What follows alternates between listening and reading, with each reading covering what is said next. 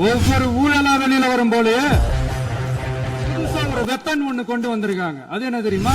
இங்க இருக்கிற நிறைய பேரு நடுங்கி போய் ஒவ்வொரு வேஷமா கலைஞ்சிரும் போலே ஏன் கதறீங்க?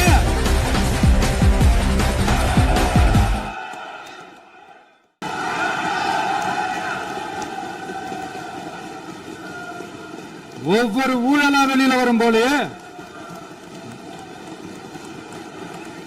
ஒவ்வொரு வேஷமா கலைஞ்சிரும் போலே இங்க இருக்கிற நிறைய பேரு நடுங்கி போய் இதுல நம்ம மேல அவதூறு வேற.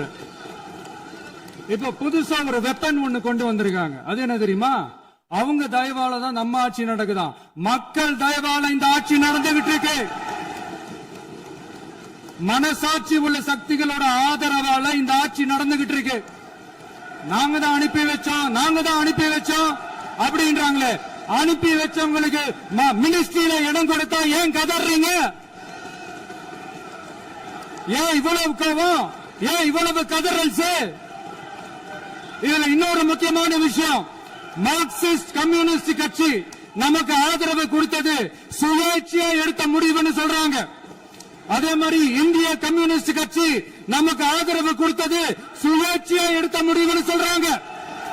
இதுல எங்க இருந்து நாங்க தான் அனுப்பி வச்சோம்னா புரியலையே. மக்களுக்கு நல்லா புரியும். எல்லாத்தையும் தெளிவா பார்த்துக்கிட்டு இருக்கிறாங்க.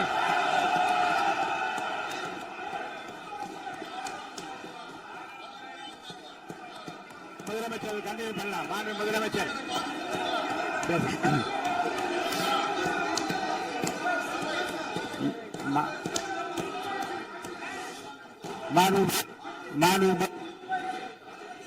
முதலமைச்சர் கண்டினியூ பண்ணலாம்.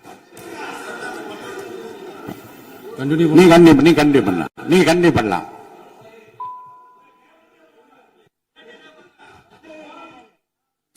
இந்த சமூக நீதி அரசுன்னு சொல்றவங்களை பார்த்து கேட்கிறேன், நம்ம பட்டியலின சகோதரர்களுக்கு எத்தனை அமைச்சர் பதவி கொடுத்தீங்கன்னு கொஞ்சம் சொல்ல முடியுமா?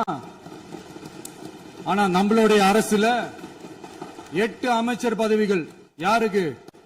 நம்ம பட்டியலின சகோதரர்களுக்கு. எல்லாம் நம்ம அண்ணன், நம்ம தம்பி, நம்ம தங்கச்சிங்க. அண்ணல் அம்பேத்கர் அவர்களுடைய கிட்டத்தட்ட 100 ஆண்டு கால கனவு இப்ப நிறைவேறி இருக்கு. நான் ஏன் கொஞ்சம் சவுண்டா பேசுறேன் அப்படின்னா அவங்களுக்கு கேட்கணும்ன்றதுக்காக தப்பா எடுத்துக்காது. அதே மாதிரி பெண்களோட பாதுகாவலர் நாங்க தான் அப்படின்னு சொல்லிக்கிறவங்களை கேட்கிறேன், எத்தனை பெண்களுக்கு அமைச்சர் பதவியில இடம் கொடுத்தீங்க கொஞ்சம் சொல்ல முடியுமா? எங்க அரசுல 4 சகோதரிகளுக்கு அமைச்சர் பதவி கொடுத்திருக்கிறோம்.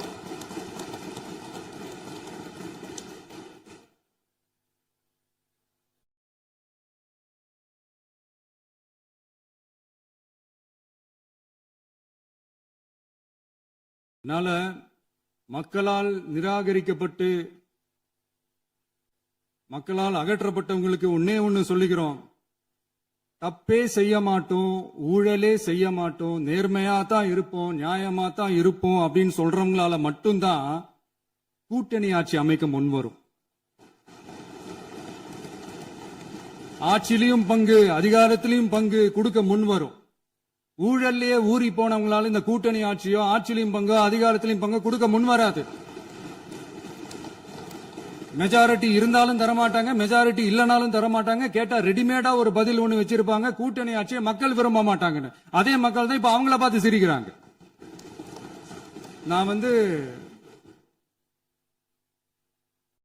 பதவி ஏத்த அன்னைக்கு கொஞ்சம் டைம் அவகாசம் கேட்டேன். எதுக்கு கேட்டேன்? நிதி நிலைமைலாம் கொஞ்சம் மோசமா இருக்குது, அதெல்லாம் கொஞ்சம் சரி செஞ்சுக்கிட்டு படிப்படியா கொஞ்சம் கொஞ்சமா நான் கொடுத்த வாக்குறுதிகள்லாம் செயல்படுத்துவேன், அதுக்காக கொஞ்சம் டைம் அவகாசம் கேட்டேன். நான் ஏதோ வேற எதுக்காகவோ வேற யாருக்காகவோ ஏதோ அவகாசம் கேட்ட மாதிரி. அடுத்து இங்க சபையில இல்லாதவங்களை பத்தி பேச வேண்டாம்னு நினைக்கிறேன்.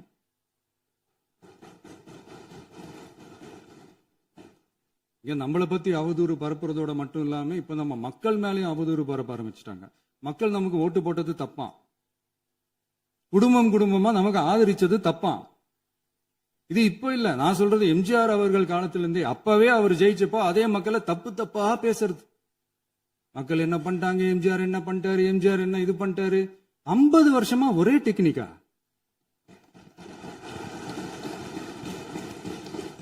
டெக்னாலஜி எல்லாம் மாறி வேற எங்கேயோ போயிட்டு இருக்கு பஸ். இதுல கொஞ்சம் டெக்னிக்காச்சும் கொஞ்சம் மாத்தினா கொஞ்சம் நல்லா இருக்கும். அதனால மக்களுக்கு யூஸ்ஃபுல்லா இருக்கிற மாதிரி இந்த ஆக்கப்பூர்வமான கருத்துக்களோ ஆக்கப்பூர்வமான யோசனைகளோ இருந்தா சொல்லுங்க. அதை நாங்க டெஃபரெண்டா எடுத்துக்கிறோம். ஆனா அதை விட்டுட்டு இந்த நக்கல், நையாண்டி, சம்பந்தம் இல்லாத பேச்சு இதெல்லாம் பேசிட்டு அப்புறம் முதல்வர் பதில் சொல்லல, முதல்வருக்கு பதில் சொல்ல தெரியல அப்படின்னா அப்புறம் என்ன சோஃபா மாடல் ஆட்சியா?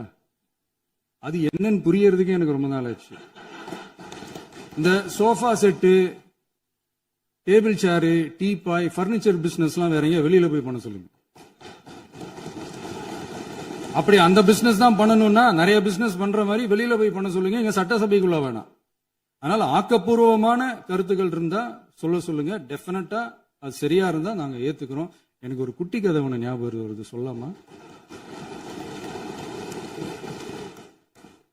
ஒரு ஊர்ல ஒரு பெரியவர் வெயில் ரொம்ப ஜாஸ்தியா இருக்குன்னு சொல்லிட்டு கண்ணுக்கு மேல கை வச்சுக்கிட்டு இப்படி சுத்தி முத்தி தேடிக்கிட்டு இருந்தாராம். அப்ப கூட இருந்த ஒரு சின்ன பையன் என்ன தேடுறீங்க அப்படின்னு கேட்டானா. அதுக்கு அந்த பெரியவர் சொன்னாரா, அது ஒண்ணு இல்ல தம்பி, உங்க அப்பா இங்கதான் இருப்பாருன்னு சொன்னாங்க, அதான் தேடிக்கிட்டு இருக்கேன். எங்க உங்க அப்பாவையா காணோம்?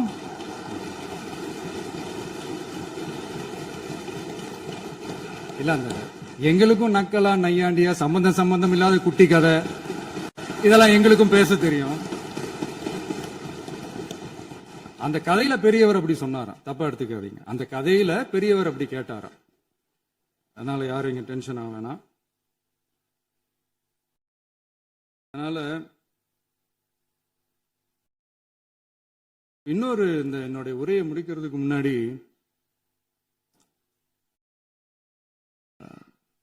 போயிட்டாங்க, பேசலாமா?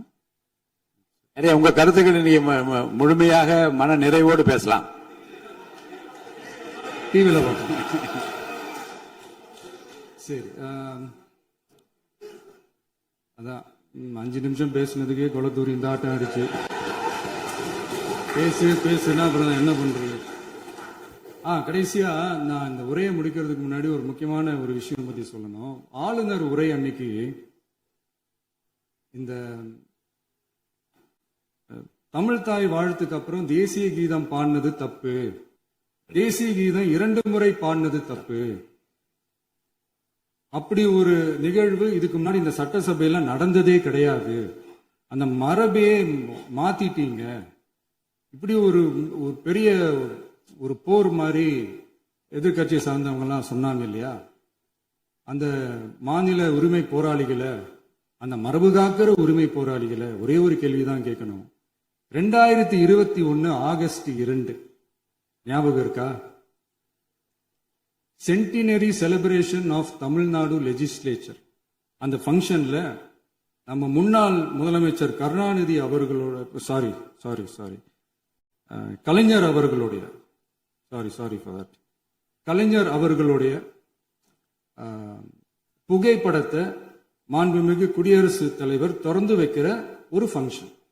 அந்த ஃபங்க்ஷன்ல national anthem followed by Tamil தாய் வாழ்த்து அப்படின்னு அறிவிச்சது ஞாபகம் இருக்கா? அதாவது தேசிய கீதத்துக்கு அப்புறமா 2வது முறையா, நோட் திஸ் பாயிண்ட் மாண்புமிகு பேரவைத் தலைவர் அவர்களே, பிளீஸ் நோட் திஸ் பாயிண்ட். தேசிய கீதத்துக்கு அப்புறம் 2வது முறையாக தமிழ் தாய் வாழ்த்து பாடப்படும் அப்படின்னு சொன்னது ஞாபகம் இருக்கா? அதுவும் முத்தமிழ் அறிஞர் அப்படின்னு சொல்ற நம்ம கலைஞர் அவர்களுடைய அந்த புகைப்படம் வெளியிட்டு விழாவில் அவர் இருந்த இதே சபையில தமிழ 2வது இடத்துக்கு தள்ளினது யாருன்னு ஞாபகம் இருக்கா? அது மட்டும் இல்ல, அந்த தேசிய கீதத்தை நாட்டுப்பண் நேஷனல் ஆந்தம்னு சொல்லி அதே ஃபங்க்ஷன்ல கடைசியா ஃபங்க்ஷன் முடியும் போது செகண்ட் டைம் தேசிய கீதம் பாடினதும் ஞாபகம் இருக்கா? இதே அவையில் தான், அது அவை குறிப்பிலும் இருக்கிறது, இதே அவையில் தான் நடைபெற்றது. இந்த தக்க நேரத்தில் இந்த ஆதாரங்களை அளித்த மாண்பு முதல்வர்களுக்கு நன்றியை தெரிவித்துக் கொள்கிறேன். ஏதாவது டவுட் இருந்தா இந்த புக்கை பார்த்து தெரிஞ்சுக்கலாம். அதனால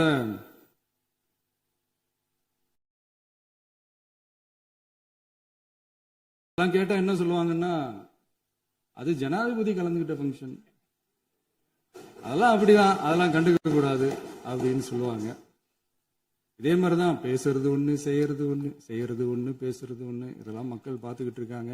எலெக்ஷனுக்கு முன்னாடி தான் அப்படி செஞ்சுக்கிட்டு இருந்தாங்க. இப்ப எலெக்ஷனுக்கு அப்புறம் அதே தான் செய்யறாங்க. இந்த விஜயையும் சாமானியர்களின் உண்மையான சமூக நீதி அரசையும் அவமானப்படுத்துறதுக்கு தான் அவங்களோட அந்த பொலிட்டிக்கல் சீனியாரிட்டி அது பயன்படுத்துது போல. சரி, செய்யட்டும் செய்யட்டும், நல்லா செய்யட்டும். இப்போ ஆனாலும் நம்மளுடைய மாநில உரிமை, மொழி உரிமை, உத்தம உத்தரர் போல வேஷம் போடுற எதிர்கட்சிக்கு ஒன்றை மட்டும் ஆணித்தரமாக சொல்றோம். உங்களை மாதிரி தமிழ் தமிழ்னு சொல்லிக்கிட்டு, மொழி, பண்பாடு, கலாச்சாரம்னு சொல்லிக்கிட்டு ரெட்டை வேஷம் போடுறவங்க நாங்க கிடையாது. உலகெங்கும் வாழும் என் தமிழ் சொந்தங்களுக்கு நம்முடைய உத்தரவாதம் தமிழ் தான் எங்க உயிர் நாடி அப்படின்றத மறக்க மாட்டோம். இப்பவும் சொல்றோம், மாநில உரிமையில எப்பவும் உறுதியா இருப்போம். அதே சமயத்துல அரசியல் வேற, ஒன்றிய மாநில அரசுகளுக்கு இடையே இருக்கிற நிர்வாக அணுகுமுறை வேற. இதுல நாங்க ரொம்ப தெளிவா இருக்கிறோம். அதனால எங்களுக்கு பாடம் எடுக்கிறதா நினைச்சுக்கிட்டு உங்க வேஷத்தை நீங்களே கொஞ்சம் கொஞ்சமா கலைச்சுக்கிட்டே வர்றீங்க, மறந்துடாதீங்க. அப்புறம் நேத்து எதிர்கட்சி தலைவர், மாண்புமிகு எதிர்கட்சி தலைவர் பேசும்போது நிறைய பேசினாங்க. அதுல ஒண்ணு மட்டும், அரசு சொல்றதா நினைச்சுக்கிட்டு நம்மள இன்டைரக்டா ஈவில் அப்படின்ற அந்த வார்த்தையை யூஸ் பண்ணாங்க. எனக்கு ஒண்ணுதான் சொல்லணும்னு தோணுது. ஈவில்ஸ்னு டெவில்ஸ் பேசக்கூடாது.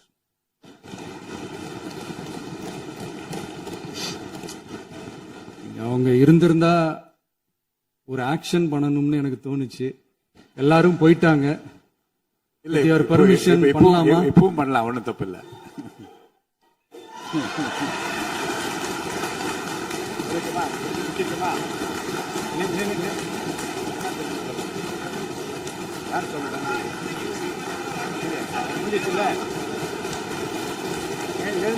சொல்லட்டுமா?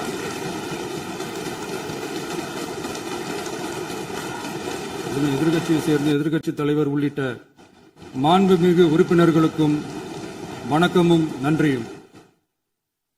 பதிலுரை வழங்குற அதே நேரத்தில் நம்மள சட்டமன்ற உறுப்பினராக தேர்ந்தெடுத்த பெரம்பூர் தொகுதி மக்களுக்கு நம்மளோட நெஞ்சார்ந்த நன்றிகள். அதே மாதிரி ராஜினாமா பண்ணிட்டாலும் நம்மளை தேர்ந்தெடுத்த திருச்சி கிழக்கு மக்களுக்கும் இந்த மன்றத்தில் நம்மளோட நன்றியை பதிவு